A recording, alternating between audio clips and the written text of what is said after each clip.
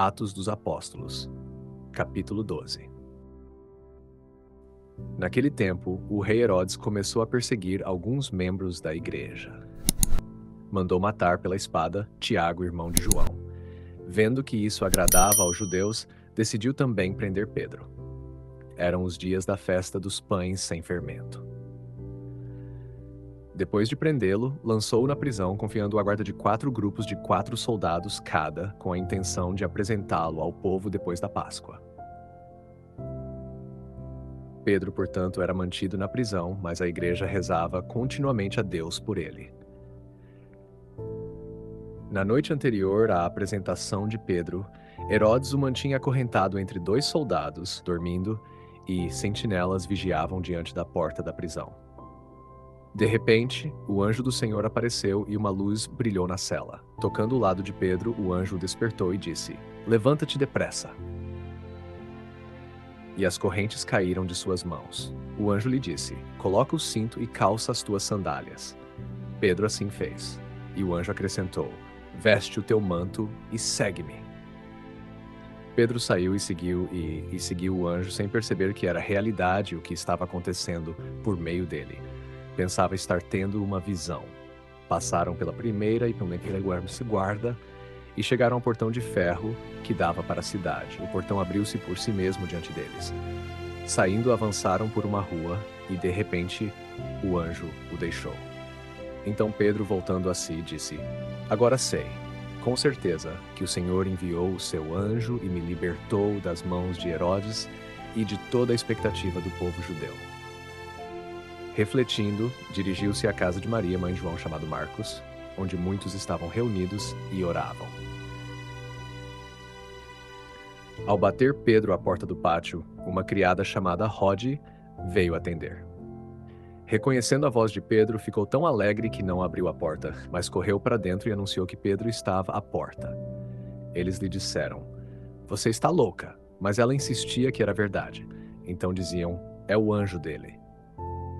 Pedro, porém, continuava batendo. Quando abriram a porta e o viram, ficaram espantados. Ele, fazendo sinal com a mão para que se calassem, contou-lhes como o Senhor o havia tirado da prisão, e acrescentou: "Anunciem isso a Tiago e aos irmãos." Depois saiu e foi para outro lugar. Ao amanhecer, não pequena agitação surgiu entre os soldados sobre o que teria acontecido com Pedro. Herodes, tendo procurado por Pedro e não o encontrando, interrogou os guardas e ordenou que fossem executados. Em seguida, desceu da Judéia para Cesareia, onde passou algum tempo. Estava irado contra os habitantes de Tiro e de Sidom. Estes, de comum acordo, foram ter com ele e, persuadindo Blasto, responsável pelo quarto do rei, pediram paz, porque a região deles dependia do território do rei para o fornecimento de alimentos. No dia marcado, Herodes, vestido com trajes reais, sentou-se no tribunal e dirigiu-lhes a palavra. O povo aclamava: "É voz de Deus e não de homem." Imediatamente, o anjo do Senhor o feriu, porque não deu glória a Deus, e, comido de vermes, expirou. Entretanto, a palavra de Deus crescia e se multiplicava. Barnabé e Saulo voltaram de Jerusalém depois de cumprida a sua missão, levando consigo João, chamado Marcos. Comentário patrístico de destaque: São João Crisóstomo, homilias sobre os Atos dos Apóstolos, 26-27. A oração perseverante da Igreja, Ate 12:5. Crisóstomo vê na vigília de oração o verdadeiro instrumento da libertação de Pedro. Ele contrasta o poder armado de Herodes com a súplica unânime da Igreja.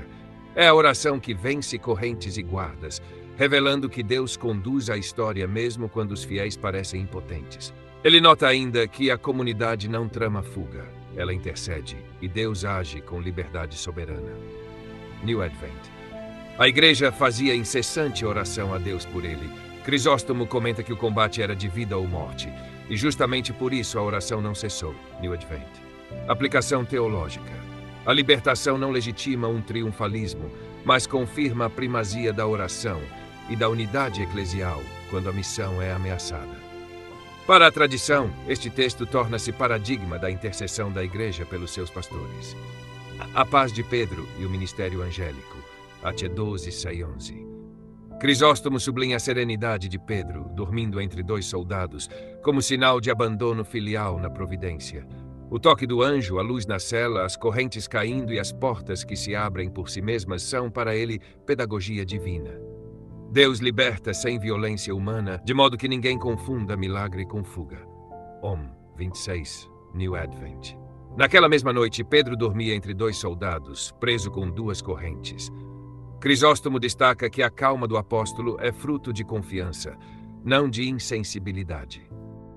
Aplicação teológica. A assistência angélica não é ornamento literário, mas expressão do cuidado de Deus pela missão apostólica. A paz interior do pastor é testemunho que sustenta a igreja. 3. Rhodes, a porta e a incredulidade jubilosa. A 12:17. Ao comentar o episódio de Rhodes, Crisóstomo lê a cena com realismo pastoral. A alegria pode ser tão grande que até atrapalha. Ela esquece de abrir a porta. O ponto, porém, é outro. Deus surpreende além do esperado, e a comunidade aprende a ajustar suas expectativas à generosidade divina. Aplicação teológica. A narrativa convida a igreja a cultivar alegria vigilante, rezar com fé e estar pronta para acolher a resposta de Deus quando ela chega. 4. Herodes. Vaidade, blasfêmia, prática e juízo. Ate 12:23. Crisóstomo enxerga no discurso público de Herodes e na aclamação voz de Deus e não de homem o ápice da vaidade sacrílega. O anjo que antes liberta, agora fere. O mesmo Senhor que exalta os humildes, derruba os soberbos. Crisóstomo observa que Lucas não oculta a humilhação do tirano para ensinar a igreja a não temer os poderosos. O império do orgulho é efêmero. Imediatamente, o anjo do Senhor o feriu. Lição: a glória pertence a Deus, e a soberba autocorrói. Nota histórica útil para o ouvinte. O historiador judeu Flávio Josefo, contemporâneo do período, também narra a morte de Herodes Agripa Papha, com detalhes que confirmam a cena dia 12/21, verse-commentary.com. Conclusão de Crisóstomo. A palavra cresce. O fecho, a palavra de Deus crescia e se multiplicava, é, para Crisóstomo, a chave hermenêutica do capítulo. Martírio de Tiago, libertação de Pedro e queda de Herodes não são episódios desconexos, mas um mesmo desígnio pedagógico de Deus. Nada detém o Evangelho. Queridos ouvintes, chegamos ao fim deste audiolivro e quero expressar minha profunda gratidão a todos que permaneceram conosco até aqui. Sua dedicação em acompanhar essa obra é um verdadeiro sinal de busca pela sabedoria e pelo crescimento espiritual. Que o conteúdo ouvido possa nutrir sua alma e fortalecer sua fé. Aproveito para convidá-los a explorar as playlists do canal Caminho Católico, onde vocês encontrarão outros tesouros espirituais. São obras que podem acompanhar e iluminar sua jornada, como Castelo Interior de Santa Teresa de Jesus, Confissões de Santo Agostinho, Palavras Bíblicas com o Evangelho comentado por grandes eclesiásticos, Filoteia de São Francisco de Sales, Tratado da Verdadeira Devoção à Santíssima Virgem de São Luís Maria de Montfort, A Imitação de Cristo de Tomás de Kempis e As Três Idades da Vida Interior do Padre Garrigou Lagrange. Cada uma dessas obras oferece um caminho profundo de reflexão e conversão, e espero que possam encontrar nelas a mesma riqueza espiritual que proporcionaram a tantas gerações. Nosso canal está sempre aberto para quem deseja aprender e crescer na fé.